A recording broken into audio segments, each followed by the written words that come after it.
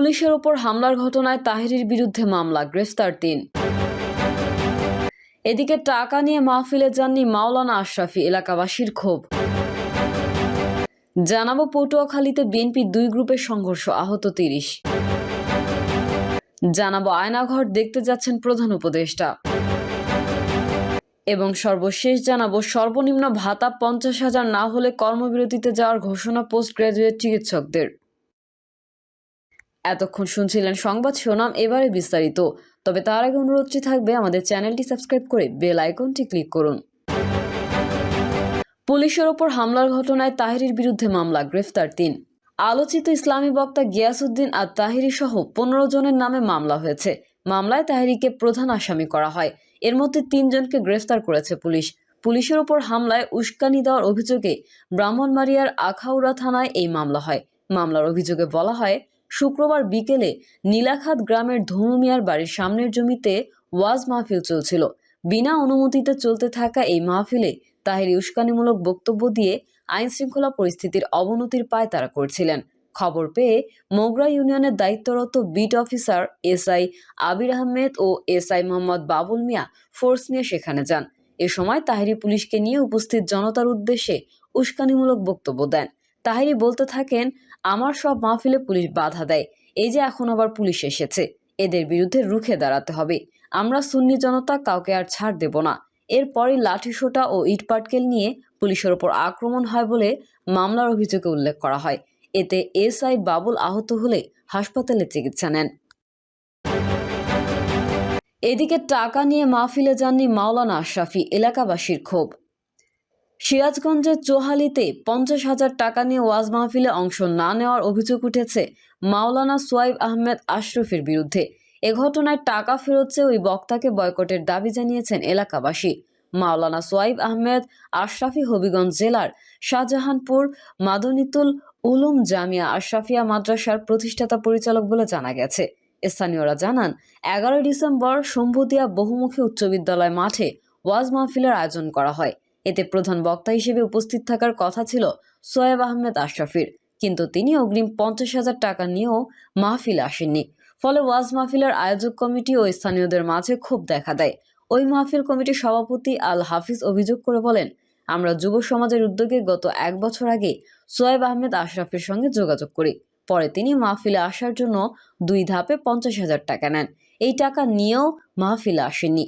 এ সময় মাহফিল কমিটির সভাপতি টাকা ফেরত ও সোয়েব আহমেদ আশরাফির শাস্তির দাবি করেন। স্থানীয় আব্দুল হক ক্ষোভ প্রকাশ করে বলেন, আমরা ১৫ দিন পরিশ্রম করে মাহফিলের আয়োজন করেছিলাম। এই মাহফিলকে কেন্দ্র করে গ্রামের প্রতি বাড়িতেই আত্মীয় স্বজনরা এসেছিলেন, কিন্তু ৫০,০০০ টাকা নিয়েও প্রধান বক্তা আসেননি। তিনি আমাদের সঙ্গে প্রতারণা করেছেন। এখন আমরা অগ্রিম টাকা ও তার বয়কট চাই।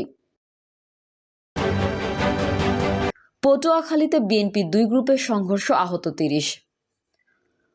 পটুয়াখালীর কলাপাড়ায় বিএনপির দুই গ্রুপের সংঘর্ষ হয়েছে। এতে আহত হয়েছেন অন্তত ৩০ জন। এদের মধ্যে ১০ জনকে কলাপাড়া হাসপাতাল ও ৬ জনকে পটুয়াখালী মেডিকেল কলেজ হাসপাতালে ভর্তি করা হয়েছে। বাকিরা স্থানীয়ভাবে চিকিৎসা নিয়েছেন।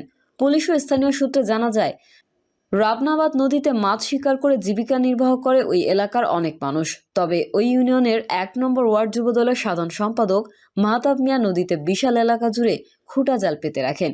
এতে দীর্ঘদিন ধরে অন্যান্য জেলেদের মাছ শিকারের সমস্যা হয়। গতকাল সন্ধ্যার পর মাহতাব এবং ওই ইউনিয়নের শ্রমিক দলের সাংগঠনিক সম্পাদক স্বপন খান কলাপাড়া থেকে চম্পাপুরের উদ্দেশ্যে রওনা দিলে রামাইখাল এলাকায় তাদের আটকানোর চেষ্টা করেন জেলেরা। এ সময় জেলেরা স্বপন খানকে লাঠি দিয়ে আঘাত করেন। পরে ওই দুই নেতা সেখান থেকে কোনো মতে চলে আসেন। বিষয়টি নিয়ে আজ সকাল ১০টার দিকে ওই এলাকায় বসে ওই ইউনিয়নের সাবেক ছাত্রদল সভাপতি ফয়সাল হাওলাদার ৩ নম্বর ওয়ার্ড কৃষকদের সাধারণ সম্পাদক রাজমণিকে মারধর করেন। পরে দুপুরে ইউনিয়ন বিএনপি সভাপতি মাসুম বিল্লাহ ঘটনাস্থলে গেলে মাহতাব গ্রুপ ও ইউনিয়ন কৃষক দলের সাধারণ সম্পাদক ফয়সাল মুন্সি গ্রুপের মধ্যে বাকবিতণ্ডা হয়। এক পর্যায়ে উভয় গ্রুপ সংঘর্ষে জড়িয়ে পড়ে। যুবদল নেতা মাহতাব মিয়া বলেন, রাজমণি ও লিমন আগে আওয়ামী লীগ করতেন। তারা কৃষক দলের কমিটিতে স্থান পাওয়ায় স্থানীয় বিএনপি নেতাকর্মীদের মধ্যে ক্ষোভের সৃষ্টি হয়। এই ঘটনা নিয়ে মূলত মারামারি হয়েছে। আর নদীতে জাল পাতে ওই এলাকার জেলেরা, এ বিষয়ে আমরা কিছুই জানা নেই। চম্পাপুর ইউনিয়ন কৃষক দলের নেতা ফয়সাল মুন্সি বলেন, দীর্ঘদিন ধরে খুঁটা জাল পেতে রাবনাবাদের বিশাল এলাকা দখল করে রেখেছেন মাহতাব। তাকে জেলেদের পক্ষ থেকে খুঁটাজাল সরানোর জন্য বেশ কয়েকবার অনুরোধ করা হয়, কিন্তু কোনো কর্ণপাত করেননি তিনি। আমরা খালক এলাকায় পৌঁছানোর সঙ্গে সঙ্গে কিছু বুঝে ওঠার আগেই মাহতাবের প্রায় 1 থেকে 150 লোক আমাদের উপর হামলা করে। এ বিষয়ে জানতে চম্পাপুর ইউনিয়ন বিএনপি সভাপতি মাসুম বিল্লার সঙ্গে যোগাযোগ করা হলে তিনি রোগী নিয়ে ব্যস্ত আছেন বলে ফোন কেটে দেন। আয়নাঘর দেখতে যাচ্ছেন প্রধান উপদেষ্টা।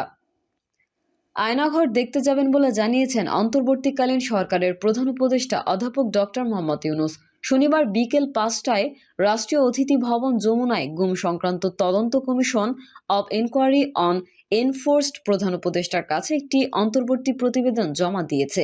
প্রধান উপদেষ্টা তার সর্বশেষ বক্তব্যে গুমের শিকার ব্যক্তিদের সুরক্ষা ও সঠিক বিচারের আশ্বাস দেওয়ার পর রিপোর্টের সংখ্যা অনেক বেড়েছে উল্লেখ করে কমিশনের সদস্যরা অধ্যাপক ইউনূসকে আয়নাঘর পরিদর্শনের অনুরোধ জানান।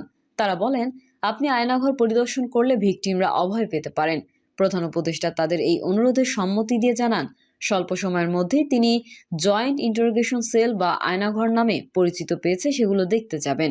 তিনি কমিশন সদস্যদের তাদের অন্তর্বর্তী প্রতিবেদনের জন্য ধন্যবাদ জানান এবং কাজটি এগিয়ে নেওয়ার ক্ষেত্রে প্রয়োজনীয় সব সহযোগিতার আশ্বাস দেন। আনফোল্ডিং দ্য ট্রুথ শিরোনামে জমা দেওয়া রিপোর্ট কমিশন সদস্যরা এই পর্যন্ত 1676টি অভিযোগের মধ্যে 758 জনের অভিযোগ যাচাই বাছাই করেন বলে জানায়। গুমের ঘটনায় নির্দেশদাতা হিসেবে সাবেক প্রধানমন্ত্রী শেখ হাসিনার সম্পৃক্ততার প্রমাণ পেয়েছে কমিশন। এছাড়াও শেখ হাসিনা প্রশাসনের বেশ কয়েকজন ঊর্ধ্বতন কর্মকর্তারও সম্পৃক্ততা পাওয়া গেছে, যাদের মধ্যে রয়েছেন সাবেক প্রধানমন্ত্রী শেখ হাসিনার প্রতিরক্ষা বিষয়ক উপদেষ্টা major general Tarek Ahmed Siddiq, national telecommunication monitoring সেন্টারের সাবেক মহাপরিচালক মেজর জেনারেল জিয়াউল আহসান এবং পুলিশ কর্মকর্তা মোহাম্মদ মনিরুল ইসলাম ও মোহাম্মদ হারুনুর রশিদ। কমিশন প্রধান মইনুল ইসলাম চৌধুরী জানান, গুমের সঙ্গে জড়িত কর্মকর্তারা কাজটি এমনভাবে করেছে যাতে এগুলো শনাক্ত করা কঠিন হয়ে যায়। বিভিন্ন ফোর্স নিজেদের মধ্যে ভিকটিম বিনিময় করেছে এবং পরিকল্পনা ভিন্নভাবে বাস্তবায়ন করেছে। তিনি আরও জানান, গুমের শিকার অনেকে এখনো শঙ্কামুক্ত হতে পারছেন না। তাদের উপর এতটাই ভয়াবহ নির্যাতন চালানো হয়েছিল যে তারা এখনো ট্রমায় ভুগছেন। কমিশন প্রধান আরও জানান, আর 3 মাস পর মার্চে আরও একটি ইন্টারিম রিপোর্ট দেবেন। কাজটি শেষ করে চূড়ান্ত প্রতিবেদন দিতে কমপক্ষে আরও 1 বছর সময় প্রয়োজন পড়বে। প্রিয় দর্শক, এই ছিল এখনকার সর্বশেষ সংবাদ। আপডেট সহ সংবাদ পেতে চ্যানেলটি সাবস্ক্রাইব করে বেল আইকনটি ক্লিক করুন। কমেন্টে আপনার মতামত জানিয়ে আমাদের সাথেই থাকুন। ধন্যবাদ সবাইকে। আল্লাহ হাফেজ।